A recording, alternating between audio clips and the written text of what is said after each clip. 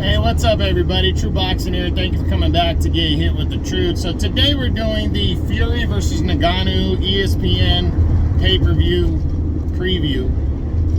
As Tyson Fury, the undefeated WBC heavyweight champion of the world, is going to fight in a non-title bout against former UFC heavyweight champion Francis Ngannou in his first pro fight as they collide on this weekend, October 28th.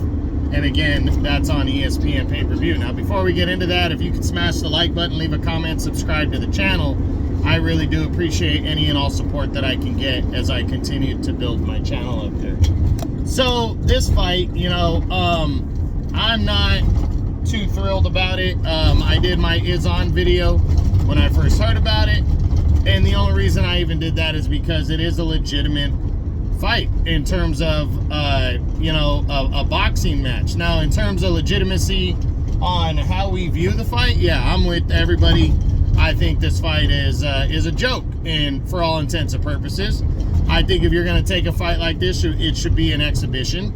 And it's not. They deemed it a professional fight. Much the way they did Mayweather and McGregor, and I didn't agree with that either. And the reason being is it's such a mismatch. Now, maybe this guy Ngannou, the former UFC heavyweight champion, maybe he has a better chance than McGregor did, just because he's a heavyweight and he's big, and he lands a shot that could be all she wrote. But those MMA guys, even though they practice their stand-up game and boxing and stuff, they don't do it non-stop. They switch up. They do groundwork. They do, the ground and pound. They do submissions. It's a whole different kind of sport is MMA. Boxing is all about footwork non-stop and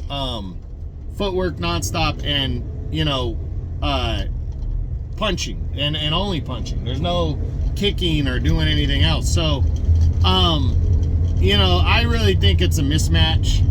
I'm glad it's not for the title. Looking at their Fury's a 5-inch taller, 6'9", to Ngannou's 6'4". And Fury, but he only has a 2-inch reach advantage. Ngannou actually has an 83-inch reach, where Fury's 85. So I thought that was a little interesting. Ngannou has a puncher's chance.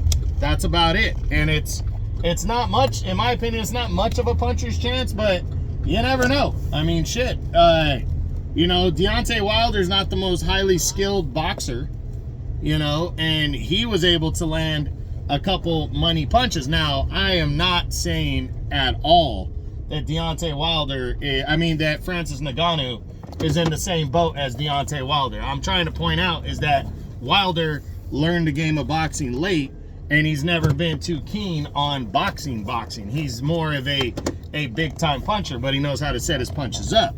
And that's something that Ngannou is in over his head about. He doesn't have the same kind of game when it comes to that, and he's not going to be able to do the same things that Deontay does, for sure. But you never know. I mean, the guy gets in the ring, he's got a chance. A fighter, somebody always has a chance once he steps in the ring to pull off an upset. And I don't think he's going to win this fight, but I do think he's, I think he's way in over his head. I think it's a total mismatch because Fury is a dominant heavyweight champion, a very good fighter, very highly skilled boxer, and he also packs a punch, and he's just huge. But again, you can never just fully rule a fighter out either. So we'll see what happens, but I'm looking forward to it. That one's taking place this weekend, October 28th. I'm picking Fury by a TKO in the early to middle rounds. He might stay out of harm's way for a minute and let Ngannou tire himself out. Because remember, that's what Floyd did, and that's what I predict. Remember, these MMA guys, they're not used to fighting 36 minutes of a fight consistently. They're not trained for that. Their bodies are not trained for that kind of endurance right there. MMA guys, at most, it's 25 minutes, and a lot of times, because they can use their whole body, a lot of times they don't even come close to that. So, you know, this is something that maybe Fury does the same thing Floyd did, keeps it interesting for a while, and just breaks down Ngannou and stops him. But I don't think Ngannou's got a chance in hell outside of one big lucky punch landing and him pulling off the upset there. But stranger shit has happened, I guess, and we'll see what goes down as they collide this Saturday, October 28th. So that's it. That's what I got.